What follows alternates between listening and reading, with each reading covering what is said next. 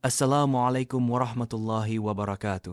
Segala puji bagi Allah Subhanahu wa Ta'ala, Rabb semesta alam. Shalawat dan salam semoga senantiasa tersiurah kepada Nabi akhir zaman, Nabi Muhammad sallallahu alaihi wasallam, kepada keluarganya, para sahabatnya, dan seluruh umatnya yang istiqamah mengikuti sunnah beliau hingga hari kiamat. Pada kesempatan yang mulia ini, izinkan saya membawakan sebuah kisah luar biasa dari perjalanan hidup manusia terbaik sepanjang masa, sebuah momen yang menjadi titik balik besar dalam sejarah Islam. Inilah kisah tentang dakwah Nabi Muhammad sallallahu alaihi wasallam secara terang-terangan di kota Makkah yang penuh tantangan dan keberanian. 3 tahun telah berlalu sejak wahyu pertama turun kepada Rasulullah sallallahu alaihi wasallam di Gua Hira. Dalam kesunyian dan kerahasiaan, beliau mulai mengajak orang-orang terdekat untuk memeluk Islam. Diam-diam, tanpa keributan, di rumah-rumah kecil, di tempat-tempat tersembunyi, nama Allah disebut. Islam perlahan masuk ke hati orang-orang pilihan. Abu Bakar, Khadijah, Ali, Zaid bin Haritsah, dan beberapa sahabat lainnya. Namun, pada tahun keempat kenabian, datanglah sebuah perintah dari langit. Allah menurunkan wahyu yang akan mengubah arah dakwah secara drastis. Wa anzir ashirataka al-akrabin. Dan berilah peringatan kepada kerabat-kerabatmu yang terdekat. Perintah ini jelas. Saatnya dakwah tidak lagi dilakukan diam-diam. Saatnya Nabi Shallallahu Alaihi Wasallam berbicara lantang kepada kaumnya. Saatnya kebenaran disampaikan secara terbuka.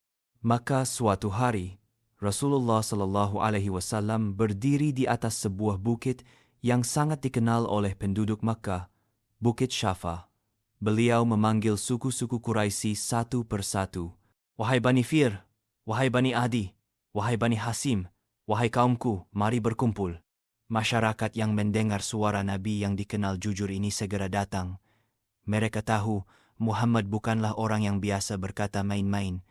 Ketika semua telah berkumpul, Rasulullah sallallahu alaihi wasallam berkata, "Wahai kaumku, jika aku kabarkan kepada kalian bahwa ada pasukan berkuda di balik bukit ini yang akan menyerang kalian, apakah kalian akan percaya?" Mereka menjawab serempak, "Tentu saja, kami tidak pernah melihatmu berdusta." Lalu dengan suara tegas, Rasulullah sallallahu alaihi wasallam berkata, "Sesungguhnya aku ini adalah pemberi peringatan kepada kalian akan datangnya azab yang pedih." Diam, hening. Semua orang terkejut. Tiba-tiba suara kasar memecah keheningan. Seorang lelaki tua maju ke depan. Dialah Abu Lahab, paman Nabi sendiri. "Celakalah engkau Muhammad.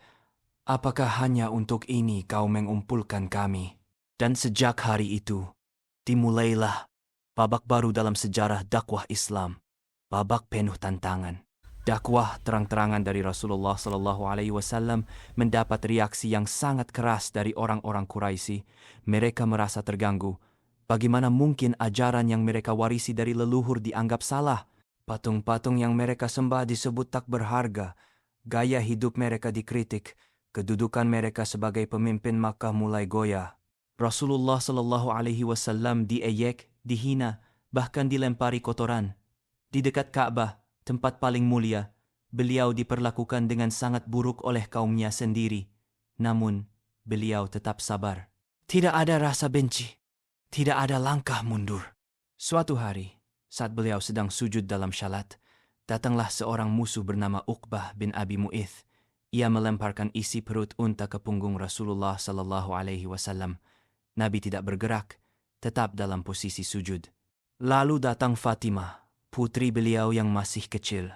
Dengan air mata menetes, ia membersihkan punggung ayahnya sambil menangis. Betapa besar ujian yang dihadapi Nabi sallallahu alaihi wasallam, namun lebih besar lagi keteguhan dan sabar beliau dalam menjalani tugas suci ini. Walaupun penuh tekanan, Rasulullah sallallahu alaihi wasallam tetap berdakwah dengan lembut dan sabar. Di pasar-pasar, di jalan-jalan, di hadapan para kabilah, beliau menyampaikan satu pesan yang sama. Katakan, "La ilaha illallah." Niscaya kalian akan beruntung. Ada yang mendengar lalu pergi, ada yang menolak dengan keras, tapi ada juga yang hatinya mulai terbuka. Perlahan, sinar Islam mulai masuk ke hati manusia. Dari golongan yang lemah, para hamba sahaya, hingga sebagian pemimpin Quraisy, mulai ada yang menerima ajaran beliau. Dari kisah dakwah terang-terangan Rasulullah SAW, kita belajar bahwa menyampaikan kebenaran itu butuh keberanian, kesabaran, dan keteguhan hati. Rasul tidak menunggu situasi aman atau nyaman beliau berdiri di tengah masyarakat yang menentangnya demi menyampaikan pesan Allah.